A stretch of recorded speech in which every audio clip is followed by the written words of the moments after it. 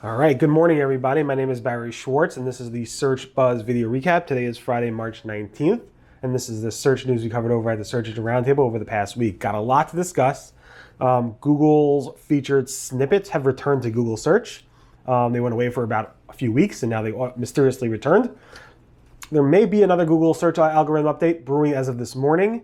Google Ads announced that they blocked tons and tons of ads. And Google came out with a new way to manage and check the status of local reviews that you reported to have been taken down. Plus a lot more, so stay tuned. Of course, I'd like to thank our sponsor, Loud Interactive, a Chicago-based SEO firm. You may have heard of Brett D. Payne, very big contributor to the SEO community, so thank you, Brett. Appreciate it very much. And as you can see here, I'm back in the office. 2 shots into the vaccine. It's been like 11 days or so since the second shot. So I should be good. They say wait 2 weeks, but nobody's really here in the office, so why not?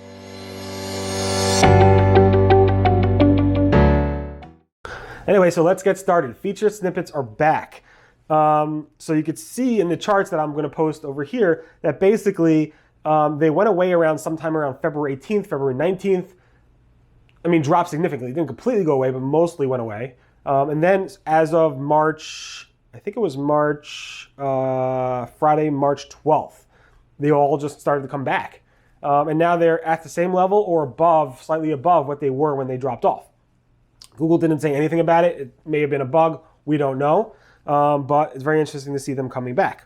Also, as of this morning, March 19th, I'm hearing rumors and suggestions and hints that there may be a Google algorithm update coming out. We're still waiting for a core update to be pushed out. We don't know when that's going to happen, but it's due anytime soon. Danny Sullivan, I think, is off this week, so he would be the one who would announce it. But there does seem to be some type of ranking update going on this morning. It's unconfirmed at this point. There are tools that are picking up on the chatter, and there's definitely some signs that there is an update going on. So definitely take a look at that. Hopefully, it's nothing that hurts you guys. Google said that the words in a URL are a keyword ranking factor, are a signal that the Google uses for ranking purposes, but that signal becomes much less weighted. They become less of a factor, less of a substantial factor once the Google has actually indexed that page and knows the content on that actual page. So keep that in mind. That's an interesting take from Google. Google sent out via Search Console notices to a bunch of sites. Google's had a small number of sites, about a shared array buffers. It's basically some type of security type of thing with Chrome 91, so that you should be aware of.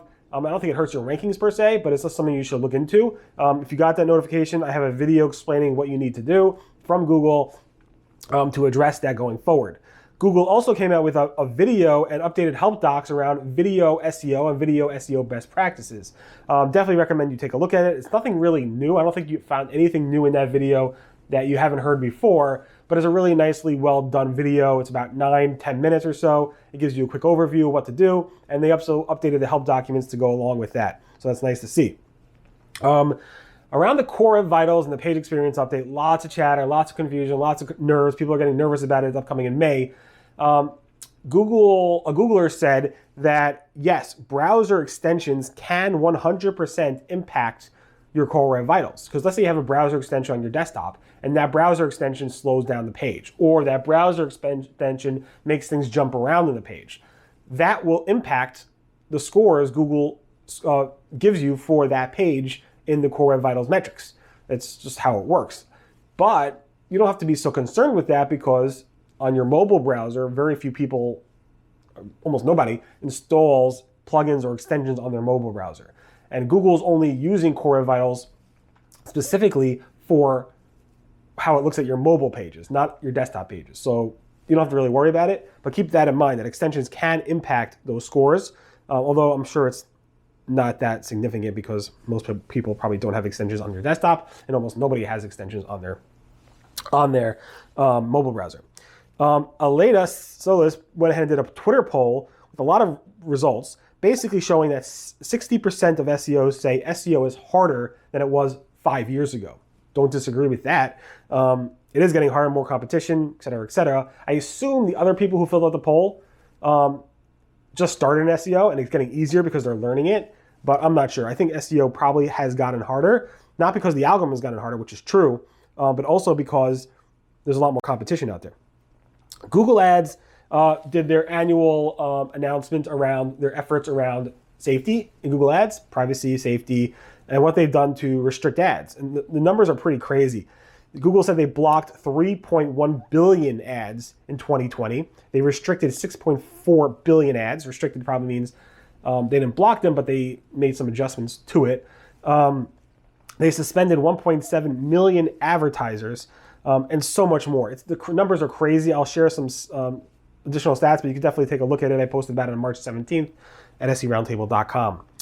Google Ads also released a new ads summary view for more beginner, small business type of advertisers. It's basically an interface that gives you quicker access and simplified access on how to use the Google Ads system to create ads faster, to see little reports faster, and so forth. So that's a nice little feature.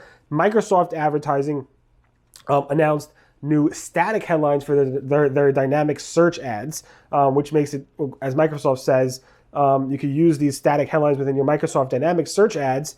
There's an additional column that you can use for that, and it helps you basically feed that information to Microsoft Advertising to improve those areas. So definitely take a look at that if you're doing Microsoft Advertising. Also on the Microsoft side, small little tidbit, but Microsoft has swapped out the magnifying glass in the search results landing pages in the search bar to a search button. It actually says search. Big news, you heard it here first.